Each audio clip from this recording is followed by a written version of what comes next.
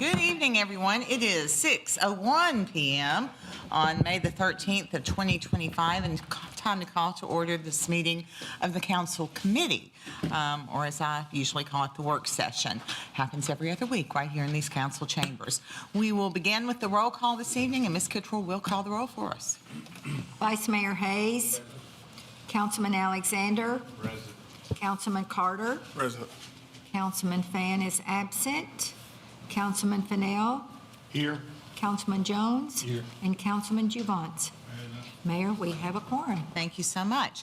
Next on the evening's agenda is public recognition. Because this is a committee meeting or a work session, we only have public recognition at the beginning of the meeting. So if you would like to speak to anything, whether it's on the evening's agenda or whether it's not, now would be your time to address the council. Huh? Oh, you don't. Did I skip those? Yeah. Okay. All right. Approval of minutes. So move. Okay, thank you. I'm moving faster than my brain, apparently. A motion by Vice Mayor Hayes, second by Councilman Fennell. Any additions or corrections requested? Okay, seeing none, all in favor of approving the April 22nd, 2025 minutes, please say aye. Aye. Opposed, say no. Back to public recognition and everything I just said. You can speak to anything, whether it's on the agenda or not. You'll need to come to the podium, give us your name and address for the record, and you will have 5 minutes to speak. So at this time, public recognition is now open.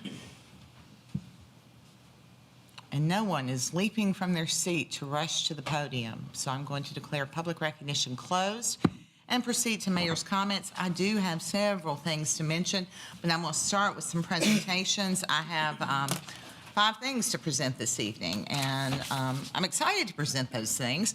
And so as I'm going to go on down to the podium and then call people from there to the podium.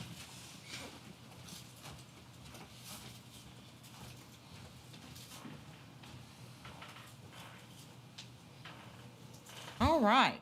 So a couple of proclamations, because it's important days, important weeks, and important months. And I'm going to start by asking Ms. Tatum Pryor to come up here from Gallatin Parks and Recreation. Director David Brown can certainly join us if he wants to, or send Tatum on her own. So this weekend, oh, he's still sitting there. This weekend is Kids to Parks Day. And so we have a proclamation recognizing that. It says, whereas May 17, 2025 is the 15th Kids to Parks Day, organized and launched by the National Park Trust, held annually on the 3rd Saturday of May. And whereas Kids to Parks Day empowers kids and encourages families to get outdoors and visit local parks, public lands, and waters. And whereas we should encourage children to lead a more active lifestyle to combat the issues of childhood obesity, diabetes, hypertension, and hypercholesterolemia. That's a lot of syllables. Hypercholesterolemia. Do you know how to say that better than I? And whereas Kids to Parks Day will broaden the children's appreciation for nature and outdoors, and whereas Kids to Parks Day will recognize the importance of recreating responsibly while enjoying the benefits of the outdoors, therefore I, Paige Brown, Mayor of Gallatin, do hereby proclaim the City of Gallatin's participation in Kids to Parks Days and urge residents to make time on May 17, 2025 to take the children in their lives to a neighborhood, state, or national park. So with that, is there anything that you would like to say about what's scheduled? Yeah, we actually have an event coming up, or this Saturday on the 17th at Triple Creek Park. We invite everybody to come out. We'll have some good food, all things buns, some sweet treats available, as well as some fun activities and arts and crafts, nature walks, a bunch of fun things scheduled. So we invite everybody to grab their friends and family and come spend the day with us. Thank you, Tatum. Tatum does a great job with programming for our Parks and Recreation system, and Mr. Henschel's going to take a picture. So. There we go. Thank you, I can come take a picture. Thank you. Thank you. And next proclamation is for Public Works, and it is Public Works Week. And I'm going to ask Director of our Public Works Department, Richard DePriest, to come forward, and I'm going to encourage Mr. Rick Barton to join us at the podium. And he's shaking his head no. Okay, oh, he's getting up. Awesome.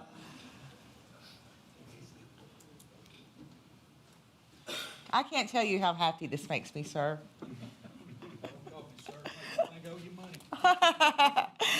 So it is coming up, National Public Works Week, and I tell you, the Gallatin Public Works Department in the city of Gallatin is just tremendous, and that's everything from vehicle maintenance, where you work, all the way to those who work on our streets, those who work in sanitation. Y'all also often hear me brag about garbage because it always gets picked up. But throughout that department, our folks do a great job. And so I think it's so appropriate to recognize our public works employees with National Public Works Week. And this says, whereas public works professionals focus on infrastructure, facilities, and services that are of vital importance to sustainable and resilient communities and to the public health, high quality of life, and well-being of the people of the city of Gallatin.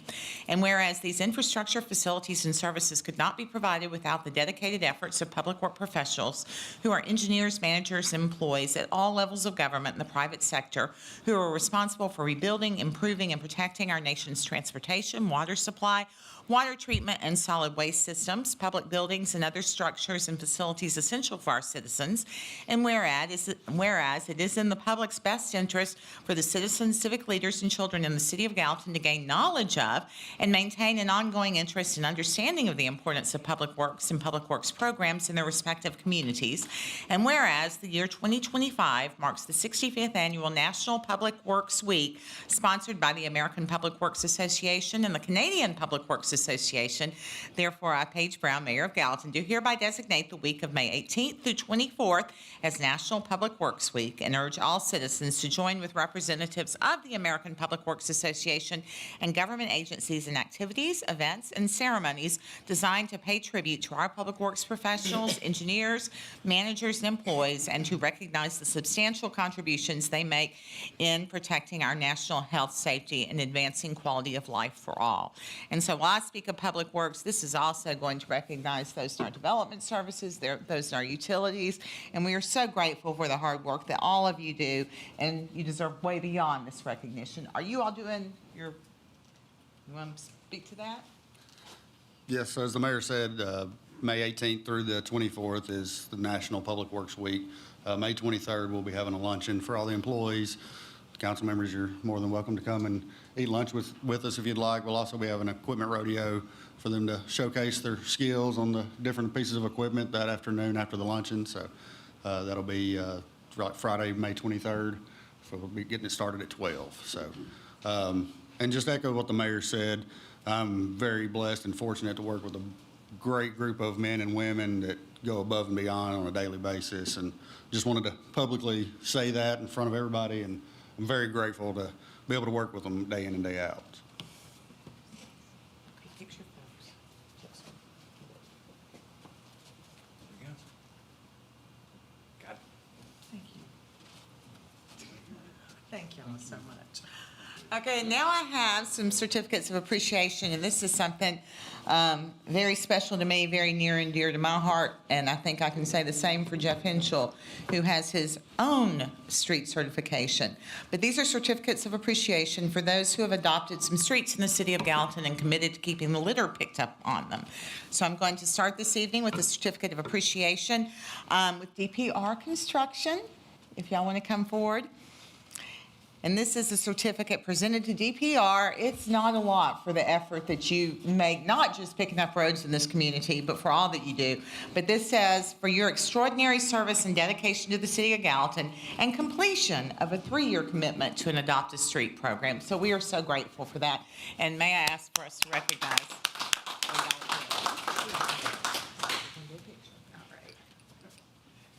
Jump right on in there. I'm sorry. Here we go. Got it. Thank you so much. Thank you so much. Did you want to say anything? We'll have to.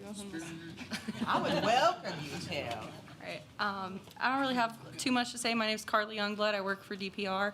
On behalf of DPR, we thank you for the opportunity to do this. I know within our core values for our company, one of those is giving back to the community.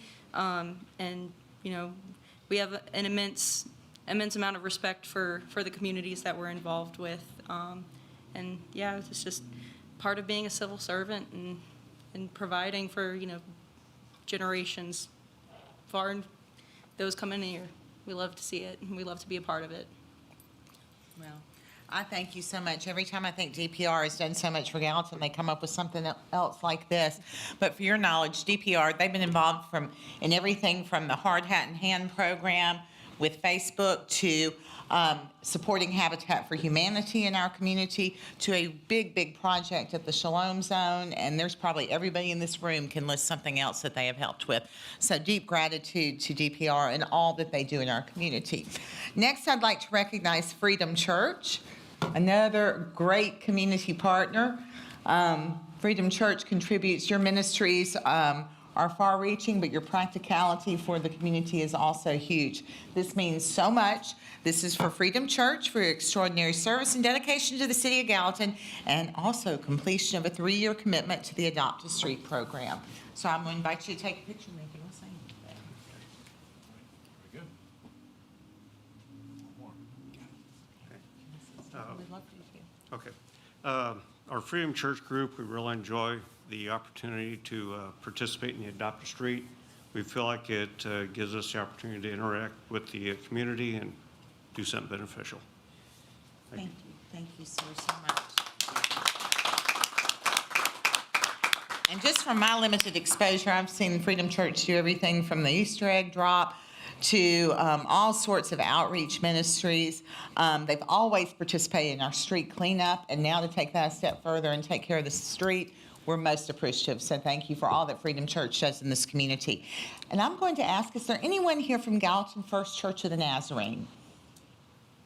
We should also congratulate them, even though they're not here, because they have committed to a 3-year Adopt a Street program. And we'll also have a sign installed that acknowledges that, and we'll get them the certificate. But let's give the Gallatin First Church of the Nazarene a round of applause, too. Another tremendous church. You know, this city is so blessed with so many wonderful churches that take their ministry into the communities and make a difference for everyone. And that Gallatin First Church of the Nazarene is yet another example of that. And so we are grateful. I will go back to my seat. How about Jeff? He doesn't get one? What? Jeff, he doesn't get one? He has a street. He has a sign. Yeah. He has a sign, but he prepared the certificate. So, and I think Jeff Henschel and Diana, and I can't think of her married name. I will say the wrong one. Whitson, thank you, organized this pretty much, as well as so much of the cleanups, and so they do a great job in that. A couple other things I do want to mention to you all before we get into the regular agenda. It's been, excuse me, spring tends to be a very busy couple of weeks. Last couple of weeks, I've had the opportunity to present certificates to both the academic and CTE outstanding students at Gallatin High School through the Rotary program, where they award scholarships and recognize the top students at that school. And so that's been an awesome exposure to learn about these people who have grown up in our community and what their future plans are and how much they have excelled in their studies in high school. And so my thanks to Rotary for what they do, but my congratulations certainly to those students recognized at Gallatin High School. And I know the same is happening at Station Camp High School and Liberty Creek High School. And then a broad congratulations to all the graduating seniors this year. Graduating seniors from high school that happen right now in Sumner County. But then there's a lot of graduates that are happening from college and other programs. So we're thinking of you this spring, and I congratulate you and look forward to your accomplishments in life. Kind of along those same lines, the Citizens of Police Academy celebrated a graduation last night.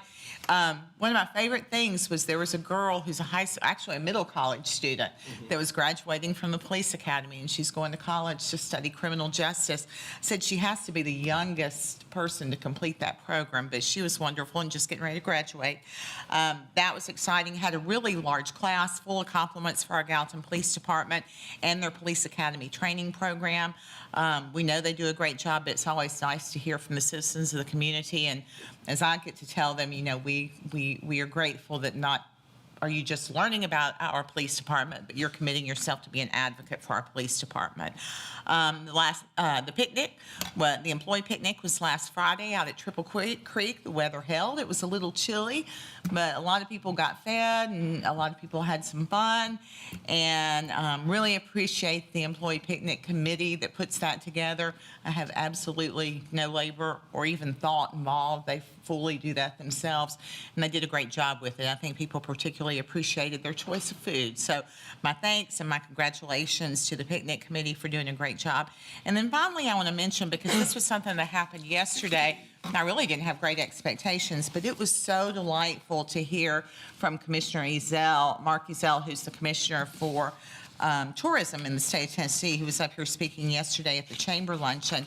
And he really painted Sumner County and Gallatin in a very, very positive light for our growth in tourism dollars that we are reaping in this community.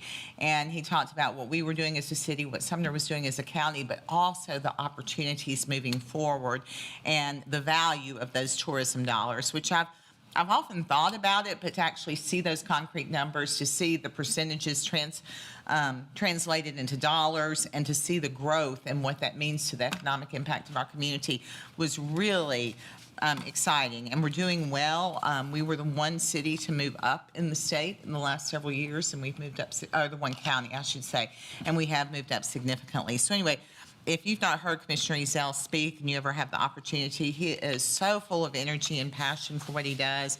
And he puts on entertaining presentations, so I would encourage you to do that. Just a few events coming up. The American Red Cross Blood Drive. There's one at the Civic Center on the 14th.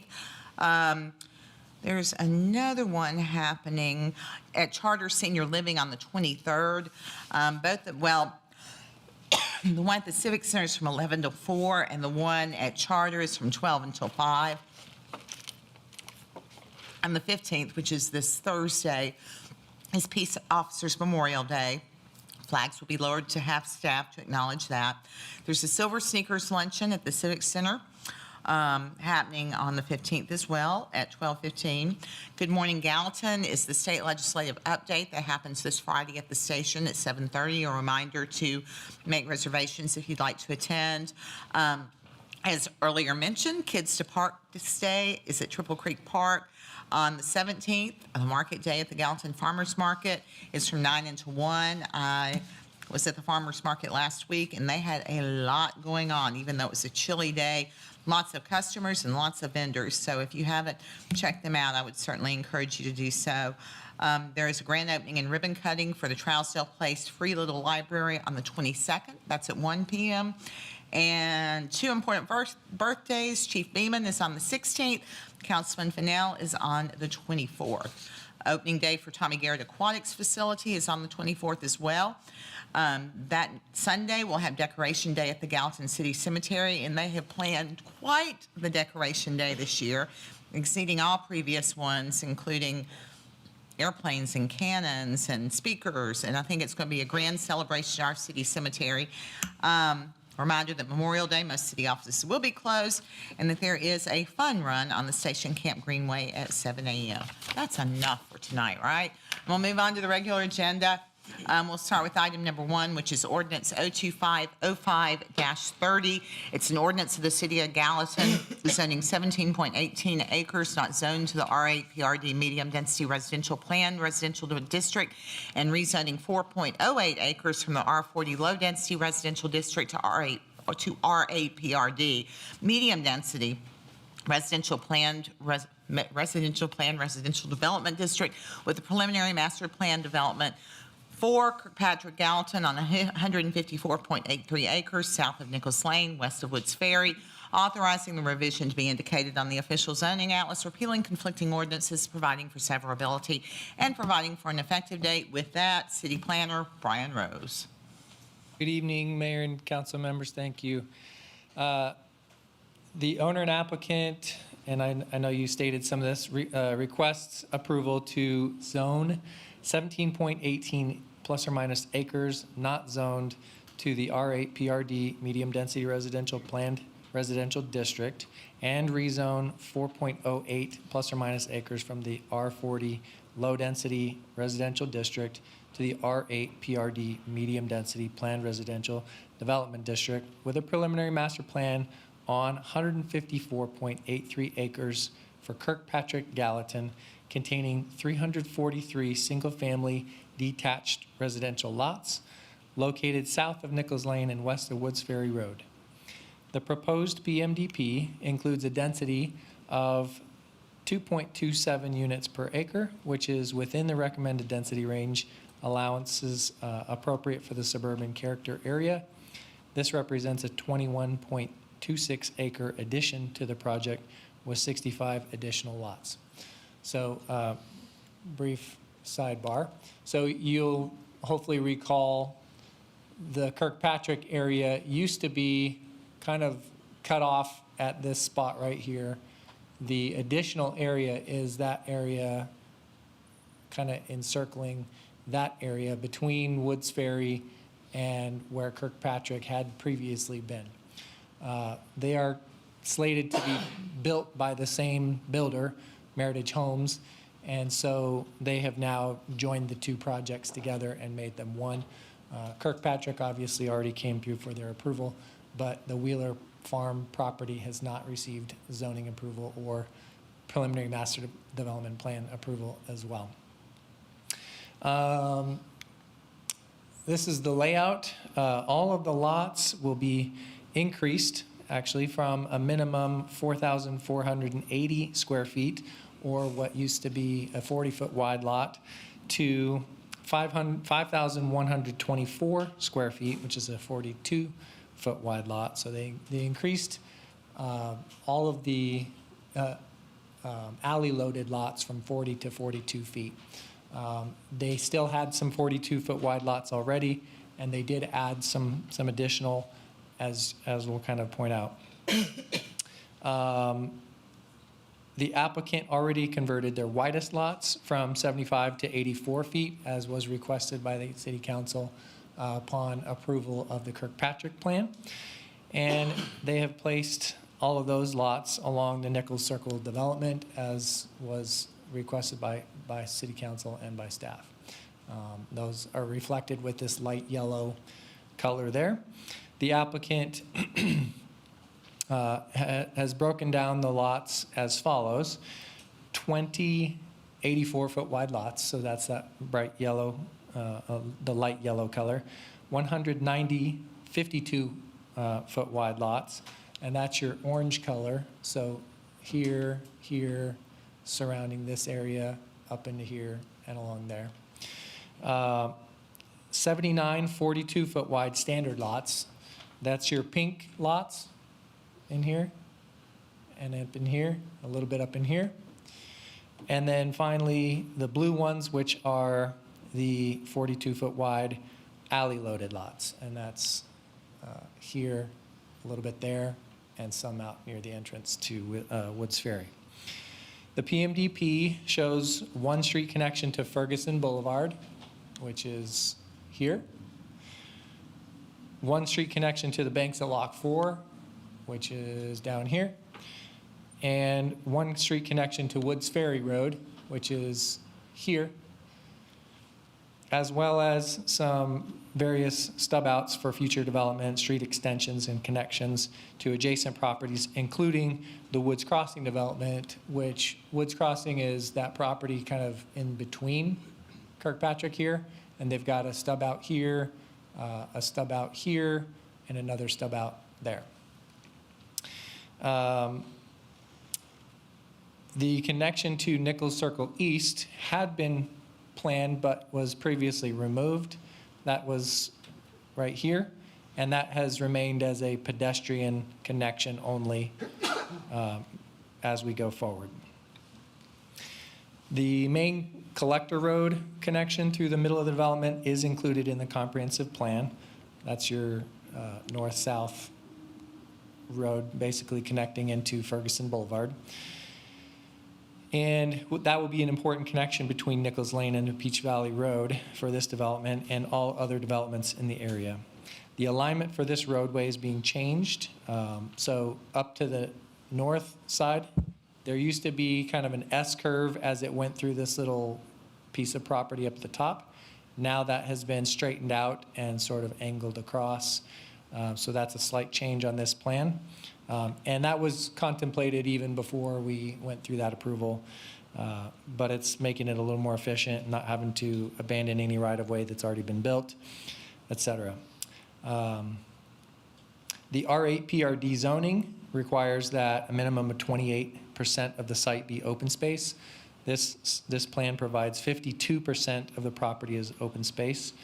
That's a 4% reduction in open space with the addition of the Wheeler property. There used to be 56%, but still a very large number for open space provision. They are adding greenway trails as previously approved in the plans, and additional ones as trails and through the new Wheeler property as well that will connect into the sidewalk network. And these will also extend all the way out to the Woods Ferry Road and down into the banks at Lock 4 where there is additional trail network. And that trail network will connect to the Lock 4 greenway that will eventually be built. And that Lock 4 greenway will eventually connect into the Town Creek Greenway, and people can get from this area all the way up into Triple Creek Park via Greenway eventually. The architectural elevations for the project, let me get to those, are here. They feature front and rear loaded products. Acceptable materials include brick, stone, stucco, natural wood accents, and hardy plank/panel. No vinyl siding, plywood, or concrete block is permitted. The PMDP currently indicates the following architectural notes. All single-family lots shall require brick, stone up to the water table line. Water table line shall be a minimum of 3 feet from the highest adjacent grade.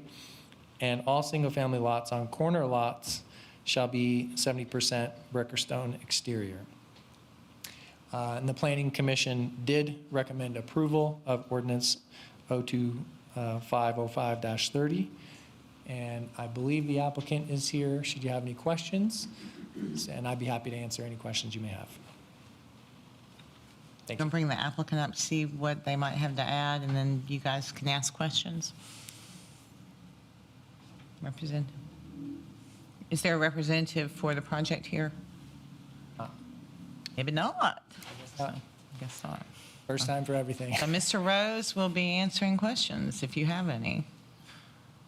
Talk about the change in density, because I think it's important for people to know that too.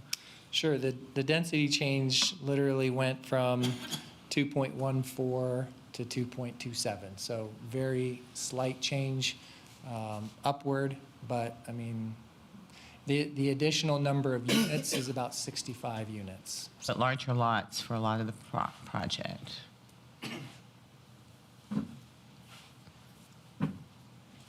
Anyone?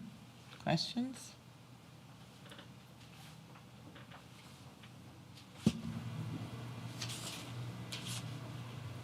Woman? No one? Yes, sir. Thank you.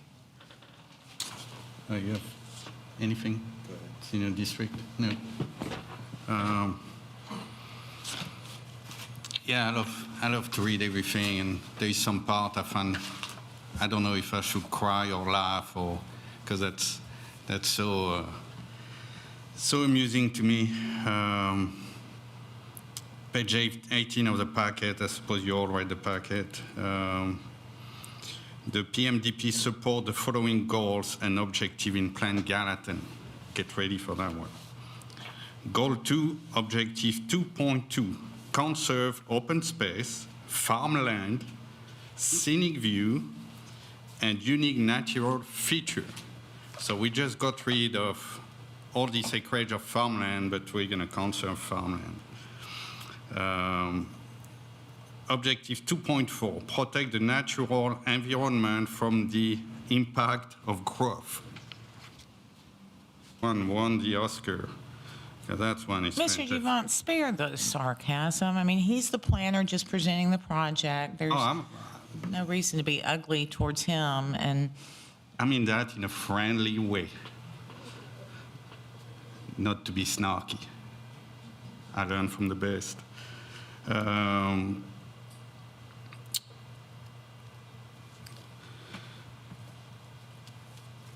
Again, we're still at the same thing until we get the new zoning. They're going to use, loophole on open space because when I see a density of 2.27 units per acres, I kind of found that funny. I don't speak good English, but I read.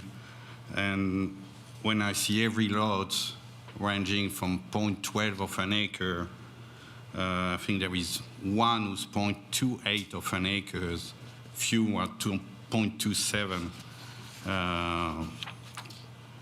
That's, 8.33 per acre. So again, it's a loophole.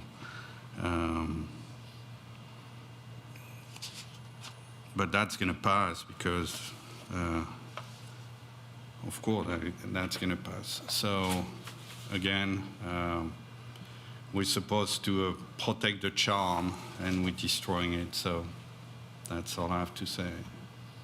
Is there anyone that has any questions or further commentary? Thank you, Mr. Rose.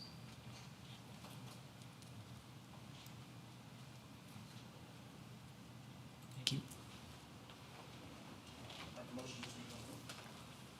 Motion by Councilman Carter.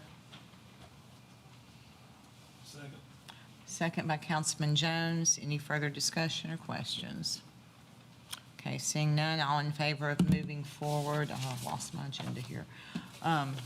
Moving forward, ordinance 02505-30, please say aye. Aye. Opposed, say no. No. Okay, that passes 4-2. It will move forward to council. Item number 2 is ordinance 02505-28, an ordinance appropriating $25,000 for completion of the Vol State Gap Trail Phase 1B multi-use path. And Jake Wilson is here this evening for that.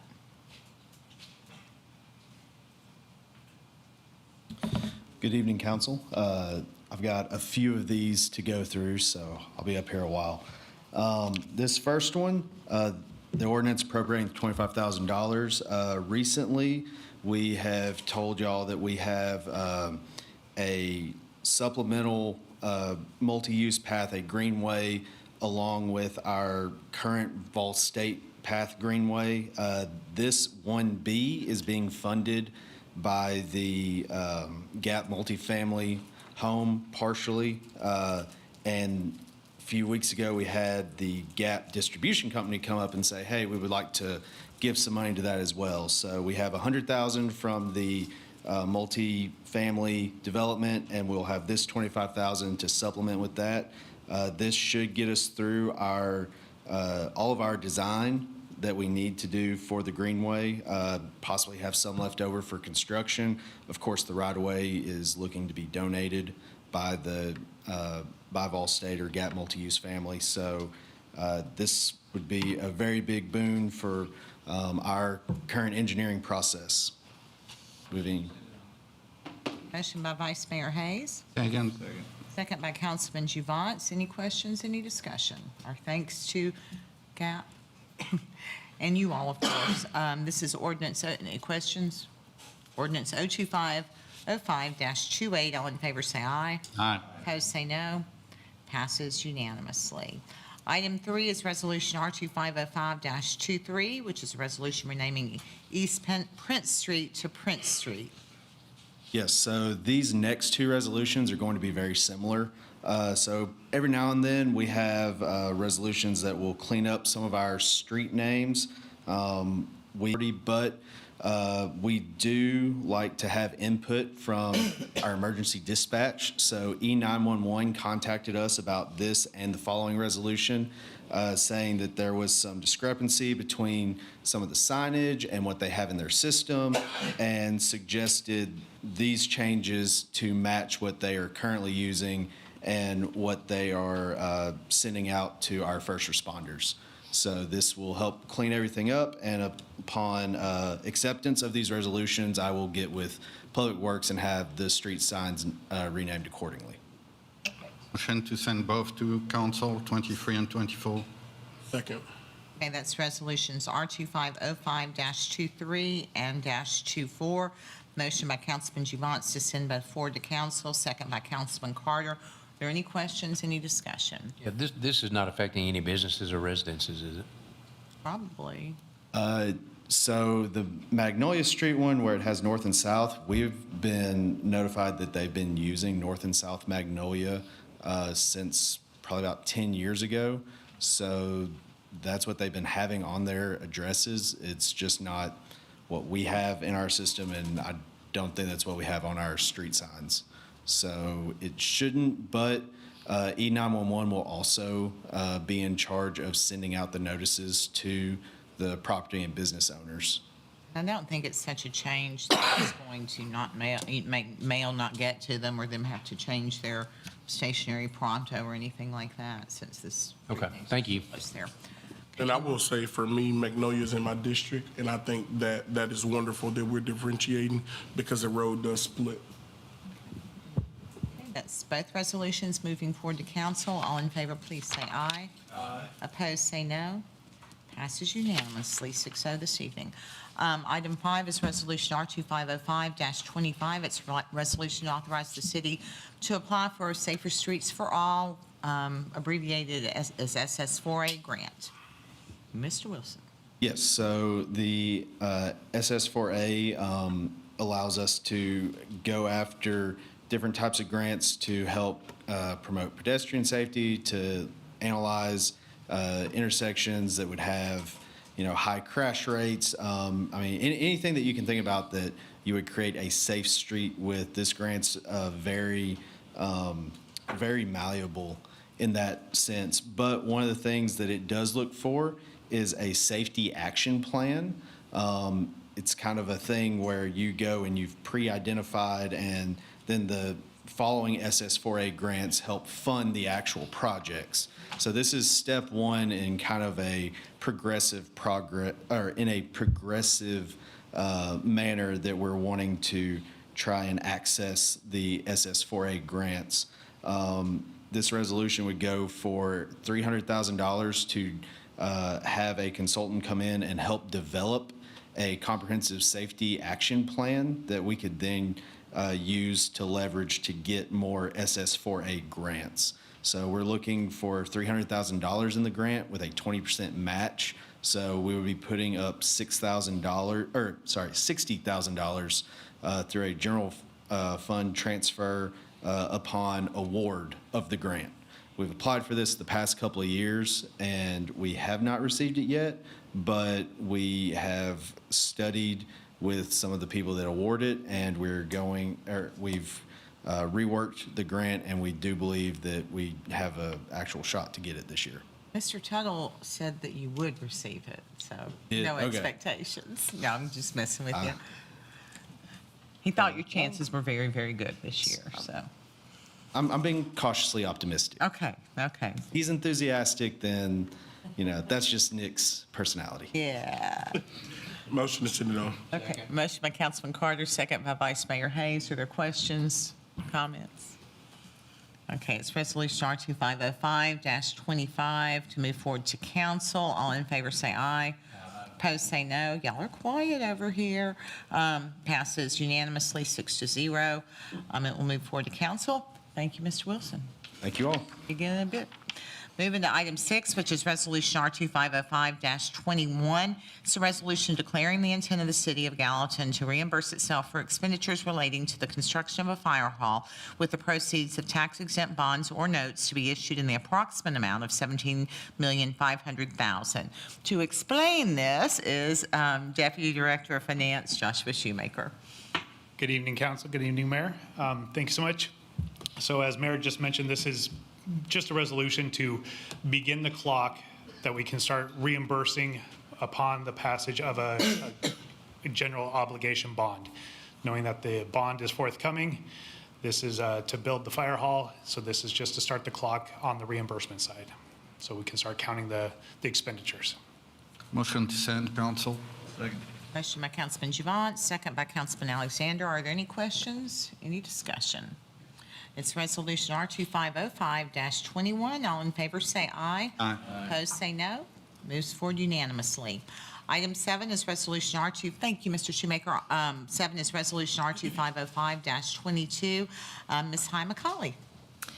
Yes, Oh, I should have read that, but I'll let you read it. that's okay. This is a resolution approving the issuance of tax-exempt revenue bonds by the Metro Health and Educational Facilities Board. It's for the benefit of Vanderbilt University Medical Center.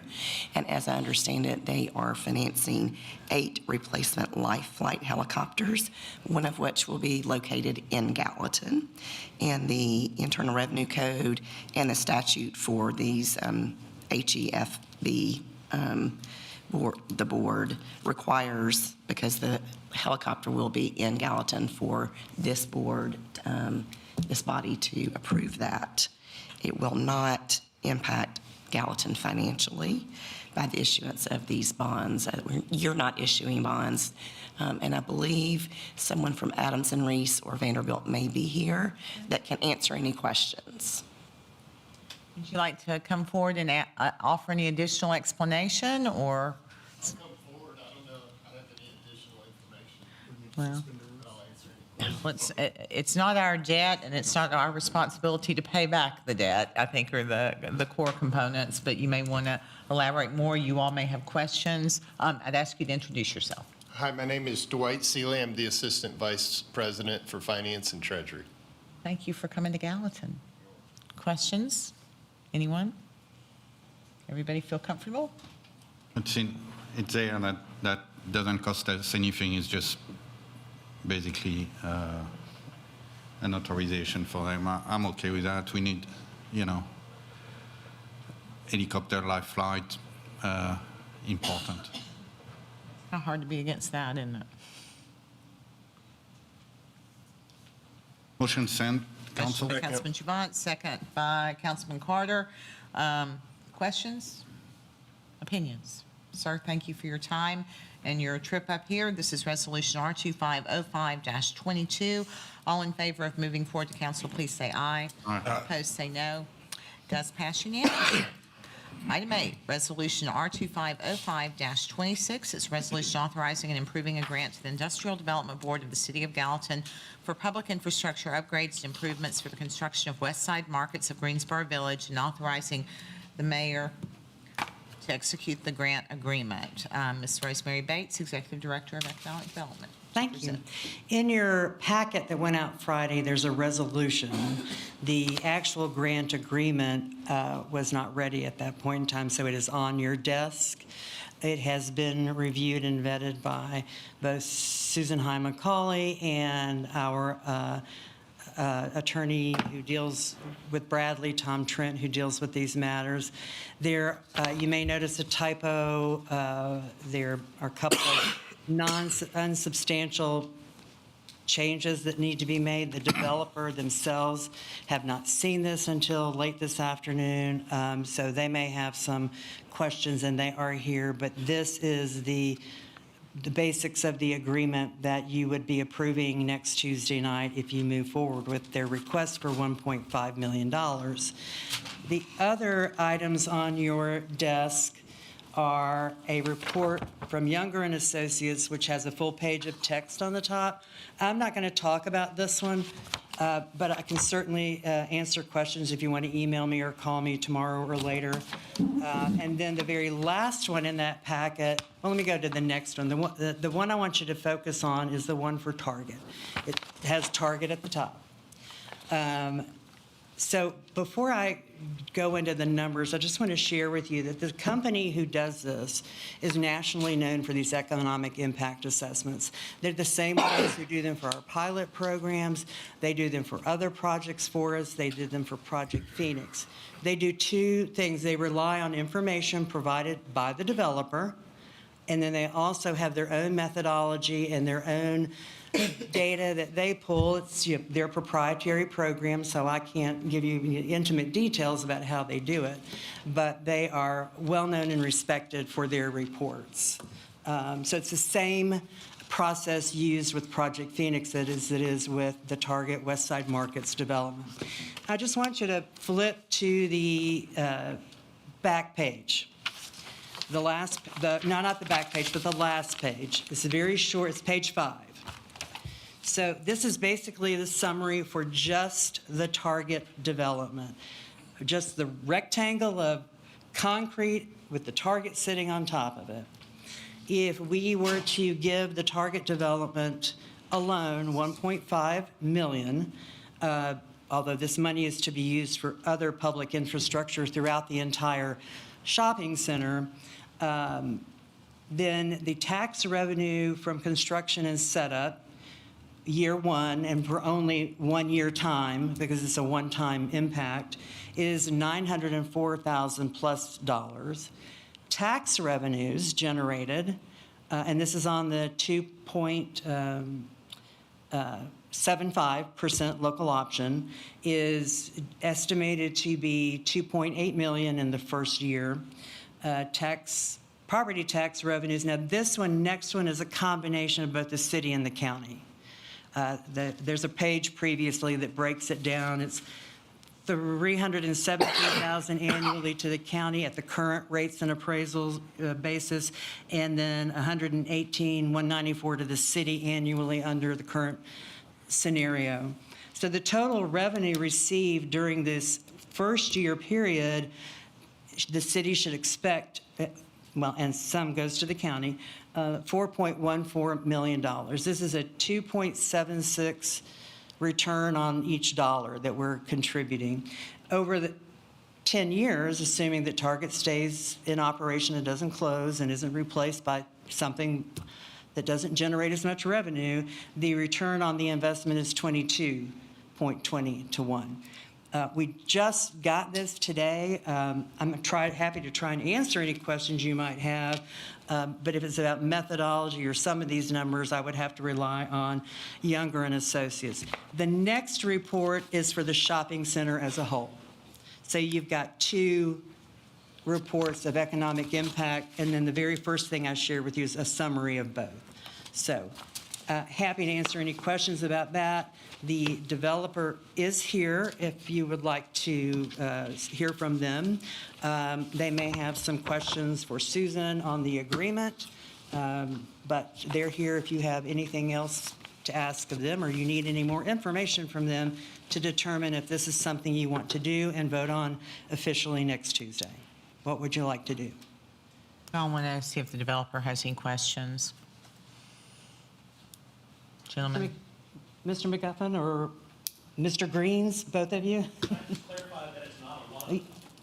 It's a grant. It's a grant. It's a $1.5 million. It is not a loan. They will not be paying it back themselves. It will be returned to us via sales tax and property tax. But introduce yourself. Yeah, Mike McGuffin, CHM Development. So it's not a loan. It would be an agreement that would be passed by the city council. We would be able to take that and monetize it with a bank. We would do all the infrastructure work. We would do, get all the anchor tenants open up and operational, paying property tax, sales tax. There's some things in the grant you see that we have to do, but it would be at that point in time under the terms of this grant that then a check would be written to us, would be once all these things are completed. So we're taking full construction risk. We're taking risks that these tenants don't open. I mean, all that is on us. And so it wouldn't be until that certain time all these things are met would that payment be due. Council? Anyone? Thank you, Mayor. Oh, you. Go ahead.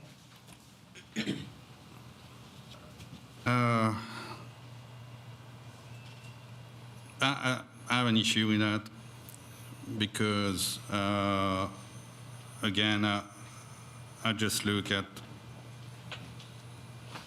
what we're going to do and the Pandora box we're going to open. That means if we do that for that development, what we're going to do next time a business come in town and say, I want $1.5 million because I'm going to bring tax revenues. So, and I just looked at Target. I suppose you looked into it, but if you looked into it, you see that they make $12.2 million profit per day.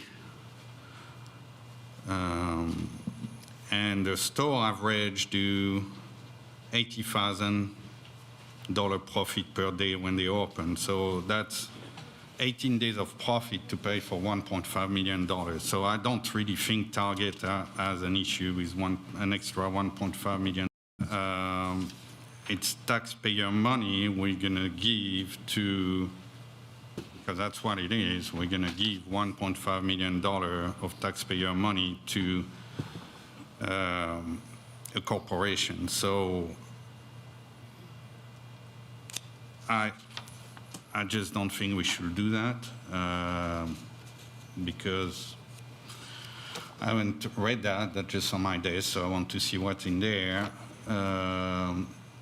But I have another question of what I read on the packet. They say the city will give the IDB $1.5 million, and the IDB will redistribute the money to them. So my question there is, for what happened recently with the money on the pilot, Facebook pilot, when the IDB decided to give the money not to what was on a contract, what guarantee I have that this $1.5 million gonna go where it's supposed to be, and that not at the end of the day, the IDB is gonna decide to take the $1.5 million and give it to someone else. I think Ms. Hammacaulay can explain why the contract has to be structured as it is. We have to give the money to the IDB. The city can't give this money as a grant to a private developer. And how we are going to ensure that happens is through this grant agreement, because the IDB is a party to this agreement. So if they did something, then they would be in breach of this agreement. This is a contract. They would be in breach of the contract. And also, I think where he's missing it too, I think he's thinking we're giving the money to Target. Well, I think the structure of the agreement is confusing, and do you mind if I go ahead? I'm sorry. Go ahead. I do have issue with it as well because, I feel like we always say, oh, look, retail's what comes with rooftops, and, they don't ask anything, and now they're asking something. But if you dial it back, it's not that different than the TIF structure, but that's something we know on the front end. In this scenario, it is coming from revenue that would be perpetual for us, and it's not revenue that currently exists. So I can see why that is compelling, but it is a precedent that I absolutely do not want to set. But the structure of the agreement, where the confusion I think may be, is that Target is the anchor, and they are a retailer that we know the revenue associated with it. However, what this developer is bringing to the city of Gallatin is a much larger development that Target is not the sole piece of, but they are responsible for the risk associated with the infrastructure to support, and ultimately, I guess, the building of the whole complex. So, Yeah, first of all, this money can be paid, probably is most likely just going to go straight to the lender, right, to pay down the debt that we incurred to put the infrastructure in. So none of it's going to Target, none of it's really coming to us, it's going straight to a lender to pay down debt. So let me just clarify that. Second, the reason, Target, all these kind of things, they've come to us and asked us, we've got to get $1.5 million out of this over the overall project. So that's why we're here, is because of their request to get this money, because they've got a certain hurdle rate that they've got to get, their property, building, all those things. And so based on their tax revenues they think they're going to generate, they basically come to us and said, we need to do this. So we're here kind of trying to facilitate that. The thing about the way that we're doing this, the infrastructure agreement, again, it's offsetting the cost of the infrastructure that we're incurring. And if you look at a pilot, you look at a TIF, that's sharing over a 10-year period of time, or 6, 8, 10-year period of time, where dollars created would be shared back over the project. This, day one, the check, we get paid for the money that we've invested, but you get to keep all the sales tax, you get to keep all the property tax, you get to keep everything. Whereas a pilot or whatever, again, is shared over a term. and I'm reading between the lines here, but I think I'm right in that the return to Target is basically a reduction in their cost. It's not a reduction in their loan, because I suspect they capitalize their own. It's overall development that you'll be able to reduce your cost to them, that they will then say, okay, this fits within our model. So it's an overall land and site development cost number that we have provided to them, and they're telling us it needs to be cut out $1.5 million. And part of the reason why is more, they're buying land, they're building their own building, which is great. They're making that investment. So yes, could in 10 years they not be there? Most likely if they're going to make that $50, $60 million investment, they're going to be there in 10 years. So that's one of the good ways to look at it. But it's also because of the constraints of the site, because we're having to do some things that we've been asked to do by the city that have been upgrades, things of that nature have gotten the site work number out of line. And that's why we're here, is because they're having to pay their portion, their pro rata share of that, and they've asked us to try to cut some costs out of there. That's where we're trying to bridge that gap. Are further questions here? Yeah, Mayor. Are there other options for us waiving some of our city fees? I think that's even riskier than this route. I think it's. Precedent scares me. I think it's a worse precedent. Second question. Would something like 75% of the monthly sales tax returned to them still provide us some income and Well, I think. not tie it to a set amount? I kind of think that is what the economic impact in space showed us actually defends, that we would be getting revenue in the beginning, but I also feel like there should be some safeguard, whereas our expenditure can't exceed what the revenue is. Then that problem does exist, that we don't know what revenue comes from where. So that makes Set a that hard. percentage, Yeah. you know. Yeah, but. I know we can but we- project it's going to be this but- much per month. But the therein, we're depending on The challenge is and correct me if I'm wrong, but Rachel has explained to us that we are never told how much sales tax is generated from a particular business. And I don't think that We they don't would have want to access to that self-disclose. information. And I don't think they would want to self-disclose just for, I can't tell you why the state does that. They can. not all states do. No. Ours does. No, they can do a geographic area that incorporates multiple properties and say in this area, X numbers of sales tax dollars was generated. But we've asked multiple times, can we pinpoint this company or this business? And they have told us that's just not how they do it. We could fence it by saying, not to exceed, say, 75% of our year-to-year increase, year-over-year increase, and assume it comes from that, you know? You see what I'm saying? Now, the challenge with that, and what they would have to agree to, is that we don't get our reporting on sales tax until 3 months after it's actually received. So I do want to safeguard the city. I don't want us working with a deficiency for some reason that first year, because we've overcommitted what we would contribute. Because, yes, sir. Thank you, ma'am. I come back to what was said, it's for infrastructure. So again, I'm looking at what kind of precedent we're going to do and what could be open to that. I mean, sure, they're going to bring tax revenues, and I appreciate that. But if we look at the big picture, what's going to stop just St. Kirkpatrick there to say, hey, I'm bringing 500 roof, that's perpetuity on tax revenue for the city, so why don't you pay for the street? That's how I see it. No, but that's... I mean, I do think you draw lines. Like, I don't, in a world where we have houses coming in like they are, we would never incentivize those. And no, but that could be something. I would suggest putting some hurdles, right? I mean, it has to create so many jobs, 200, 250, something like that. Has to be $1 million, $30 million investment. That's the way a lot of communities do that. I know, They but- come in and they put stipulations on it. I say that, but having had multiple retail developments in this region over a period of time, I think the one thing that does set this apart is that it is a revenue generator beyond any retailer that we've had in our community. And I don't know when that other big store came here. So. Yes, ma'am. I just got pointed at by Miss Susan High-McCauley. When we had the conversation with Tom Trent, who developed the agreement in Cookeville, and this is the concern my board had, the IDB had. In talking to Chuck, he was certainly not in favor of waiving fees.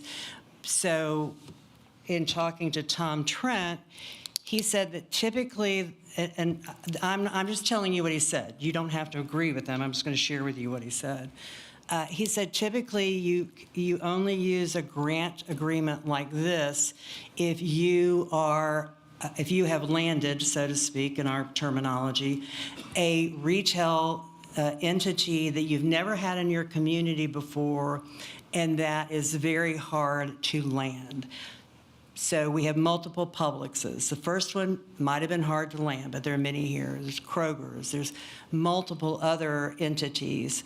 But this development, and he was asking, well, how long has it been around? I said, well, technically, it has been looking at Gallatin since I came here in 2007 to work for the city, and it just has never materialized for a variety of reasons. So I'm just sharing with you that he said you go to Trader Joe's, for example, and you would be the only one north of Green Hills, knowing that it would be a big draw.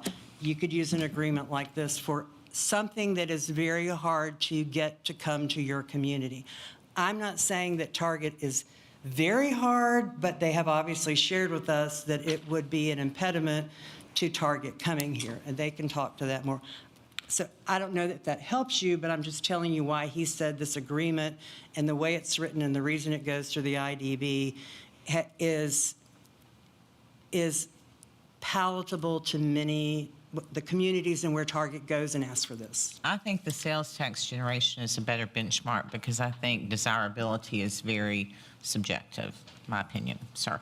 And I appreciate what the gentleman said. I had a little different number as far as like the number of employees that we would ever offer this for, because I think it needs to be full-time employees. We can set a benchmark and say somebody's going to come in and hire 200 employees to qualify for one of these grants, but what if majority of them are part-time? Yes, just kind of in response to that, because this follows with that thought process. On the economic development industrial front, incentives both from the state and TVA and from locally would often require that the jobs be at a certain wage as well. So, and I don't know anything about the wages, but it wouldn't just be a number of jobs or a number of full-time jobs. It would actually have a wage threshold that they would have to exceed. And I think that's a good measure too. Yeah, two things. I'm gonna jump on that because, and after I'll go back to what I was saying initially. But how are we gonna enforce that when we give the money to the developer and not the anchor? Because of what I understood, you just said the anchor is going to buy the land and build their own facility. So, and we're not going to give the money to the anchor, we're going to give the money to the developer. So if the anchor doesn't hire the number we put on the agreement, that's nothing to do with them. If they own the land and they buy their own, we don't give the money to them. That was just a thought.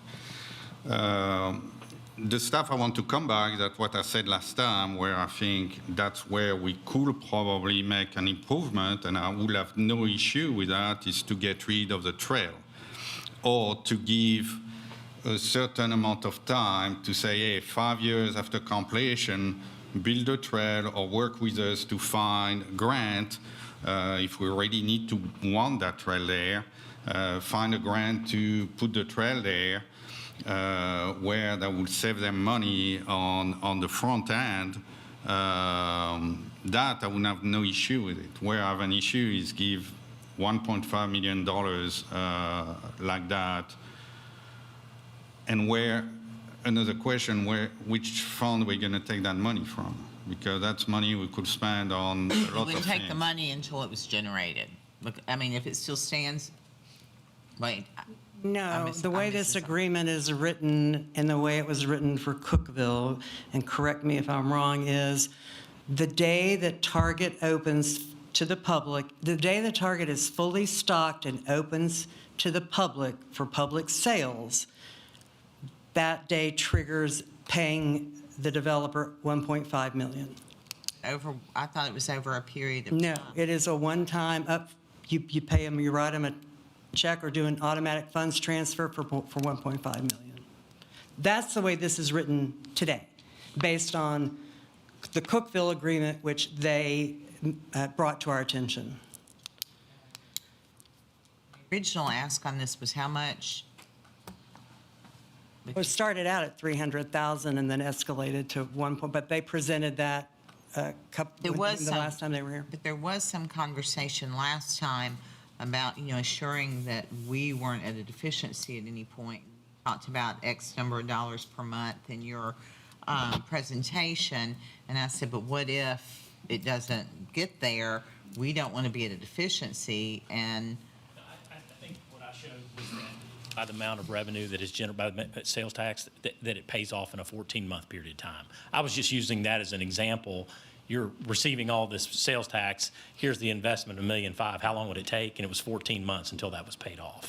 But it's not, that's just to show you, again, how the study's done, the return on the investment that you're making, like 2.76 times, that was all I was doing, was showing that's how okay. And you said quickly. last time it would be one upon the completion of the development. Is upon the completion, and you'll see in the grant, it's specifically, we have to, any public infrastructure, if we're doing anything, we have to turn it all over. It has to be signed off by the city. It has to meet their standards. But there are certain things that are spelled out in here that we have. It wouldn't be day one that would be due, but it would be, within a relatively short period of time, once they're Last open time operations. was it upon the completion of the whole development or just the target, and the answer was the whole development. And so Well, the only thing I would say, the whole shopping. that may be what this says here, but I'm saying what was said before. I think we're trying to, our request is for the whole shopping center, not the out parcels that are going, because those are going to lag behind. Those are not going to open all, you can't open it up all day one. Mentioned something about a phase one and a phase two, and this was specific to Well, the completion of phase The one. shopping center that we're presenting with the out parcels is what we consider phase one. There is additional acreage that's owned by the Greens that's adjacent to it that has a lot of potential for future development. Sure, And absolutely. we're talking to a lot of different people about that. But this is the catalyst. This is what kicks this off. This is what gets this going. I think, No, so you're saying phase one is only Target or that shopping center? And the shopping center, another anchor, all that. That's what we're calling phase one. Everything that's been through, All right. through the city for permitting. Okay. This side of the room, questions, comments? So it'll all be, your target will be up and running before that kicks in?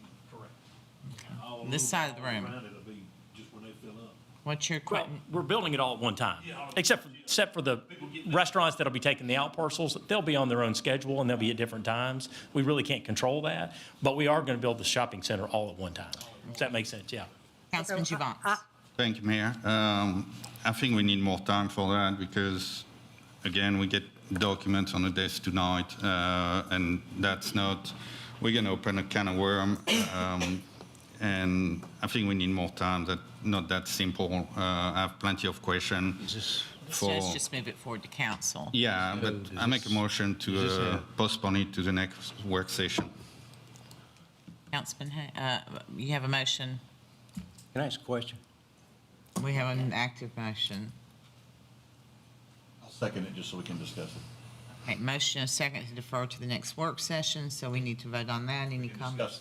Discuss that. Does this have to go through two readings or No, just one? it's just Okay. one. So, I mean, my question, I guess we've got enough time if we want to send it on to council to look at it, and, we can always We can always defer defer it it at that point. next week or whatever we want to do. So if we want to go ahead and vote on this, that's fine, but I mean, Okay, well, now we have to vote on the motion to defer, so I'd say in favor of deferral, please say aye. Aye. Opposed, say no. no. Okay, the, will not be deferred. Roll call, please. What? Roll call. Pardon me? Can we have a roll call, please? Oh, he would like a roll call, Ms. Kittrell, if you would call the roll, please.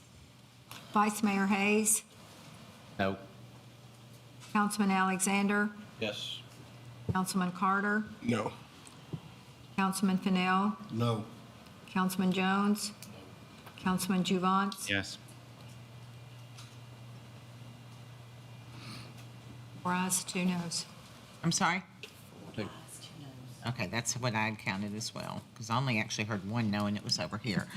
But I assumed there was a second one. That was my, Just a tick late to the that was my guess. Okay, so that, we're back on the discussion. Mr. Green asked to be recognized, and so, Mr. Green, if you'd like to say Yeah, something. so, first thing you said, your concern is valid about setting precedent. But to get beyond that is all within this structure right here. Because your return on investment's pretty good right here. And as far as job count, sales, projections, tax revenues, everything you need to offset that or guard against that is within this deal. But if you'll notice, Target was here in 2008, and they folded and went home for obvious reasons. But the last time we had a development such as this even consider Gallatin or come to Gallatin, I found out the other day, it was 30 years ago. No, Ma'am, I said you should know. that's when we brought Walmart to town. Yeah. But it's been 30 years since anyone such as this has even considered coming to this city. And we got a shot at them. But what he's saying about, we've already been, Target's already killed this deal once because of the $1.5 million. They say we can't pay it. We've argued, it was too high before, and we argued through that, but then another $1.5 million jumped up, and we didn't get beyond that one. And I forget what their process is, what they call it, but it's delayed, and it's not inactive. It's not an active project today. And that's why we're in a hurry. That's why we didn't do pilot. That's why we can't do TIF. We got to go. And this deal will work, and it's pretty simple. I think it sounds complicated, but it's not. We're going to spend all the money. We're going to build everything. They're going to hire all those people. They're going to bring them and put them to work. And it's going to be operating. It's going to look like that cartoon we used to see with the damn stovepipes jumping around. It's going to be active before we ask y'all to do anything.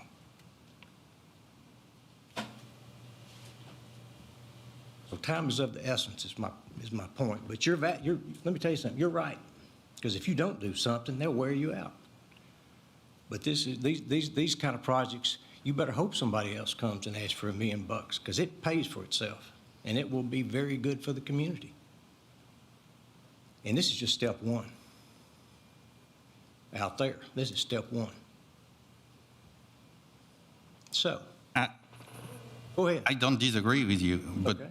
the problem is that we look at Target, we're going to bring this money, but if tomorrow someone arrive and tell us, even a small business who's going to say, I'm going to employ this amount of people, I'm going to bring you that amount of money. Then do it. What the hell's wrong with that? If they're going to put that kind of money in your coffers. Mayor Brown looks happy about it. Excuse me? I think that your parameters would always have to be a known entity with a proven track record of retail success. I don't think, we would never do something like this, I don't think, on a spec center, because we also know what happens with those. But anyway. Perhaps we should add in this resolution, I'm sorry of my voice tonight, but perhaps we should add something in here that talks about it's been 30 years since a development like this has been here, and add some of the information that we just received from Younger and Associates that explains why we're doing what we're doing. We didn't have that information when the resolution was drafted last week, and so perhaps we should add some of that in here. That would give some safeguards and some guardrails for the next entity that comes along. We did discuss with Tom Trent whether we should have some type of policy, and what he said was, as soon as you do that, then someone's going to come in that you really want to come. Can't beat them in. And they don't meet one of the benchmarks, then they're never going to come.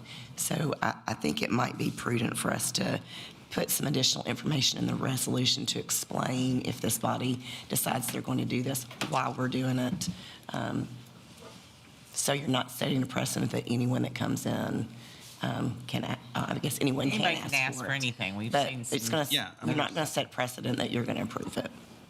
I'm just trying to understand who, because you said today, and maybe I heard wrong, but I think you said that Target is buying the land and they're building their own building. So that's where, you know,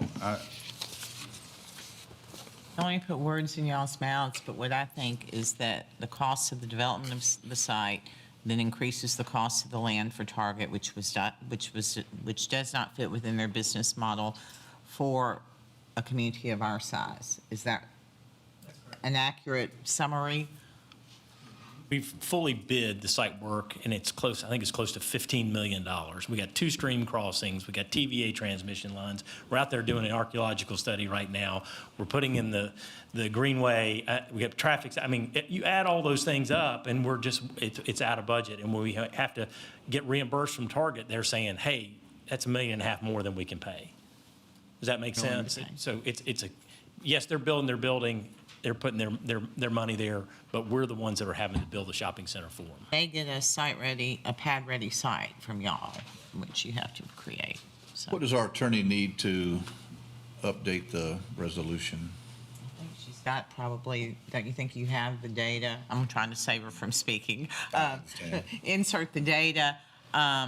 You know, if you make the action to move it forward to council, then she would bring back something next week. Y'all could make the motion to amend it if you so desire. Make a motion, we move it on to council, and then we got enough time that, like Vice Mayor Hayes said, that we can have Susan go in there and tweak it. I just think add the compelling elements is what That's fine. defends it, if you will. So, and to me, the benchmark then becomes compete with this, you know? First and second. So I have a motion by Councilman Fennell, a second by Councilman Alexander. Any discussion, any further questions? Councilman Gibbons. Yes, What ma'am. else? Quick. You said- Because you talk about the electrical loop last time too, I met with our GDA director electrical today, and he explained to me what that was. Asked them to send me an email with that, so I forwarded it to all of you so you can see what it is. And, you know, I was kind of finding that was funny to start, but after he explained to me that that was basically not just for the target, but for all the site. I think there is really nothing we can do on that, and that's what's done to everybody else. So that part, that's, just let everybody know. Anyone else? Okay, this is Resolution R2505-26. All in favor of moving forward to council, please say aye. Aye. Opposed, say no. No. Okay, I believe the vote is 5-1, with Councilman Gibbons being the opposition vote. No debate about that. It moves forward to council with a vote of 5-1. Thank you all for your patience with that. Appreciate you very much. Absolutely. We move now to, that completes the regular agenda. We'll move to other business. I'll ask if anybody on this body has other business. I don't think I do tonight. One? Seeing no one. We will then move to department head reports, and we have several there. Let's see, let's start with Mr. Wilson. You've had a break.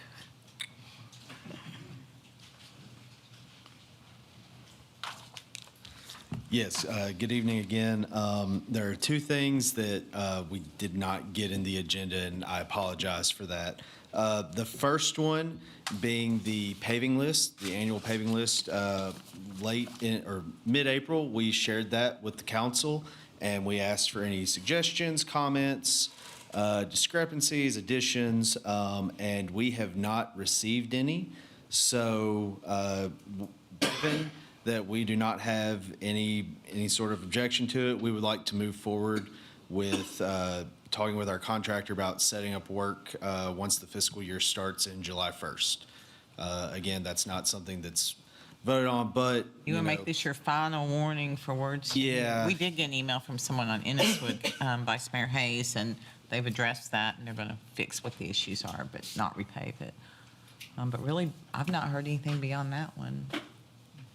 So one more week, if you've got something you need to have them look at before they set their list and begin their work. All right.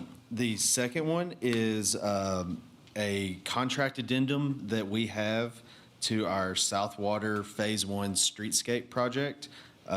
We have our rule where if we spend more than, I believe it's $200,000 250, okay. 250 that we need to let council know that we're doing this. This is a contract addendum to a project, so this is, it's also money that has been budgeted in our budget and CIP. We're actually drawing from an old bond, I believe it's the 2016 bond money, but we are going to be using that money to move out of our concept phase of the Southwater Phase 1 streetscape into the right-of-way design phase, where we start actually designing a lot of our stormwater updates. We start drawing out any sort of acquisition that we need for right-of-way or easement or public utility use, and finalizing those plans to move into right-of-way. So we are moving forward with that. It's been to the mayor to sign. Just wanted to give everyone an update that that project is moving along. Thank you so much. Mr. Shoemaker?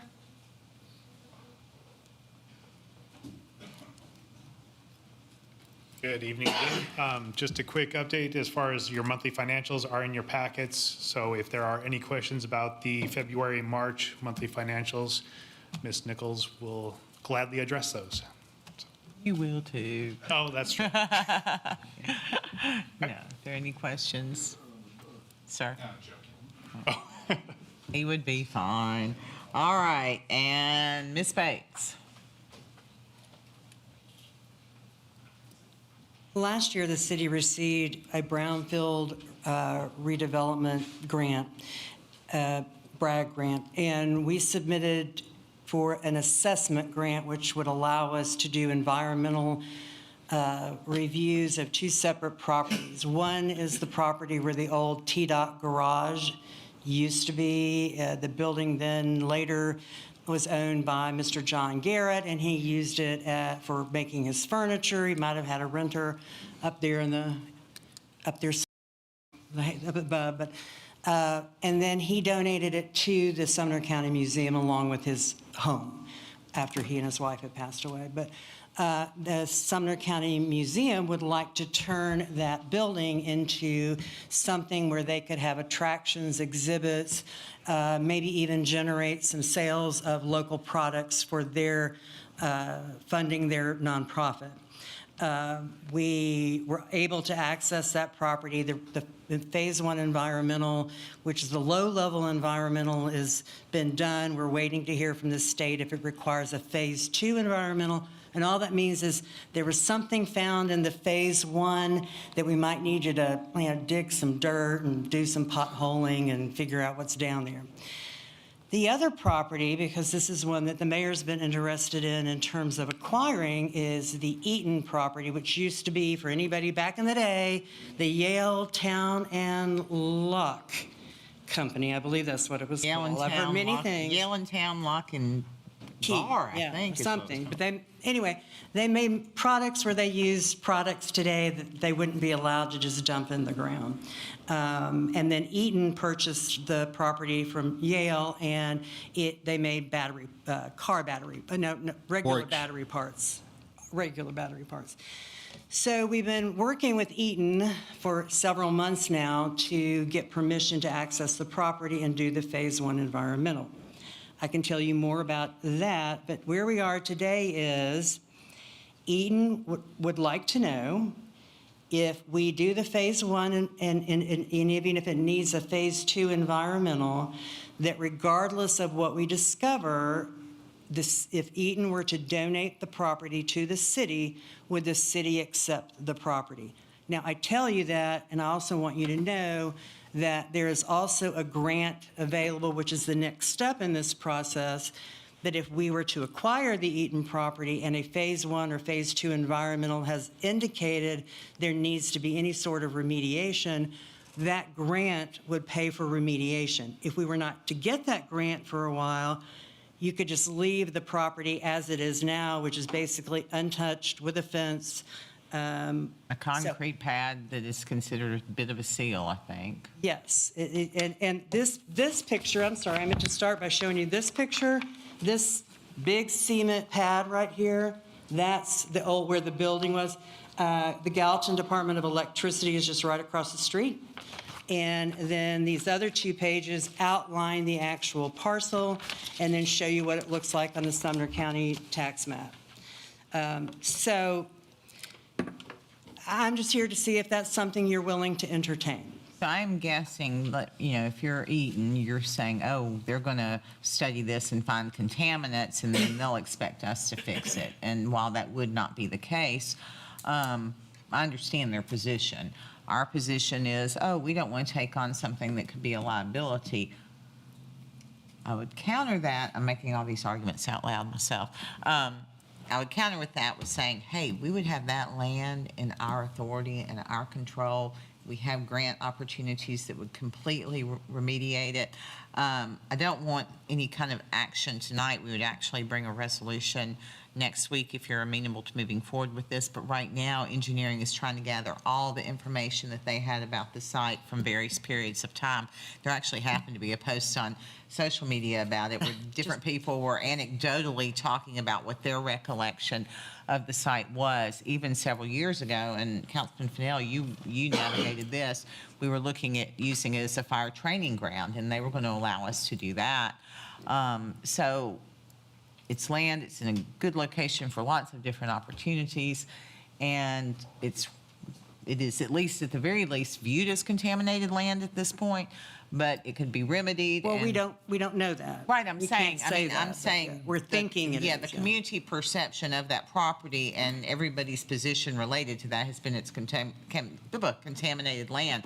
Although it was interesting in this thread, they were talking about some remediation that had been done in the time. Yes. That I had not heard of. But anyway, it's land. Land can be remediated and made useful. And even if it just remains even if it were to remain as it were for a long, long time, it's still our land, and we still have the opportunity to be able to. The Right. remediation that was done on the property was because of where the water runoff was ponding, and that had been remediated, and that's done, it's gone. That's not an issue anymore. We just don't know what's under the concrete pad. I think they have sites like this in lots of places. I think basically their factory shut down. Yeah. The building eventually came down. The site remains. There was no desire for it for 30 years. They are trying to divest themselves of these remnant properties. They Originally offered to sell it to us. But they would not give us a price, and I said, well, I'm not going to the council until you tell me how much you want, and then depending on how much you want, I may still not go to the council and ask them if they want to do it, but, I really think it's something that we ought to pursue. I mean, I've always been interested in that property, and at one time, you're right, I thought it was a good place for our fire engines to be able to go out there and have it a training facility and be able to put down water.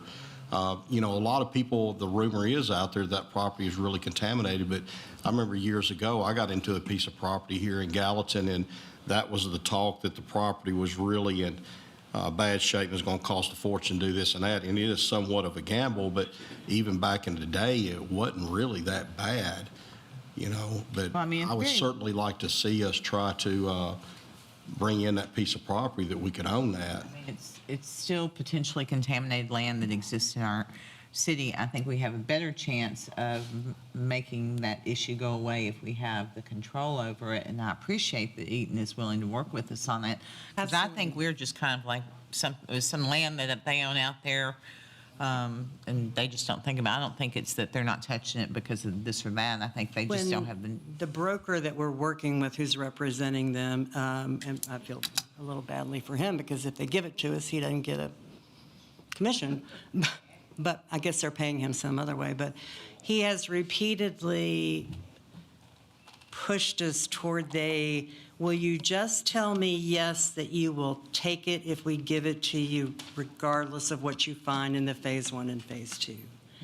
So even though he will also mention buying, he says, he said, I don't even need anything formal, although I prefer y'all to do something formal. Yes. Like a resolution. But that is what they're asking now. And then as soon as we say yes, but if you do a resolution, if you agree to this, then they will let us on the property and start that work. And we will not lose this free money. Well, we will not lose this 100% grant funding from the state. We Please don't have tell a us penny what's in there. this. Yeah, it's a $93,000 grant, and we don't have to put a penny into it. Yes. The proper posture, I think, at this point would be to propose that a resolution come to the next meeting, and you consider that. Like I said, we're awaiting some information from engineering. It could totally change between now and then, but it could not. So motion to send it to council? Second. Question by Councilman Fennell, second by Councilman Carter. Any questions, any discussion? Okay, all in favor of moving forward to council, please say aye. Aye. Opposed, say no. It will be on the next council meeting. Motion adjourned. Whoa, whoa, whoa, whoa. We need to ask if there are other department heads.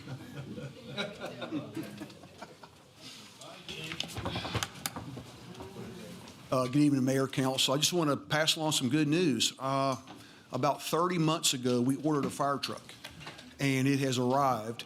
It's next door at Fire Station 1. If anybody would like to come by and take a look at our most modern piece to our fleet, and we have that because of your support, only for the fire department, but for our apparatus and equipment and the investment y'all made in public safety here in Gallatin. So anybody here would like to come by, look at the fire truck just for a few minutes, will be sitting out front, and I'll be happy to answer any questions while we're out there, and thank y'all very Why much. don't you just drive us all to Jonathan's in it? Oh, Councilman Not enough Fennell, seatbelts. please. Hey, I am going to take that a step further. I think your feelings and everybody down at the fire department's feelings will be hurt if y'all don't go see the fire trucks. So go see the fire truck. Chief, I'd like to tell y'all, man, I appreciate what y'all did at the high school with that AED and all that. Yes, sir. Was that the event we had just a couple of weeks ago? Yes, sir. A lot of credit goes to the nurse and the deputy that was there. I was with the school system folks today. Very exciting project we were learning about.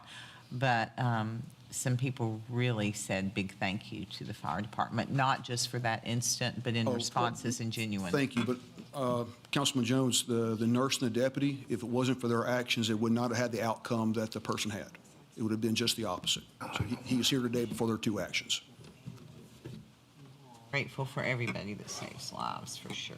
Thank you for recognizing that, Councilman Jones. Any other department heads?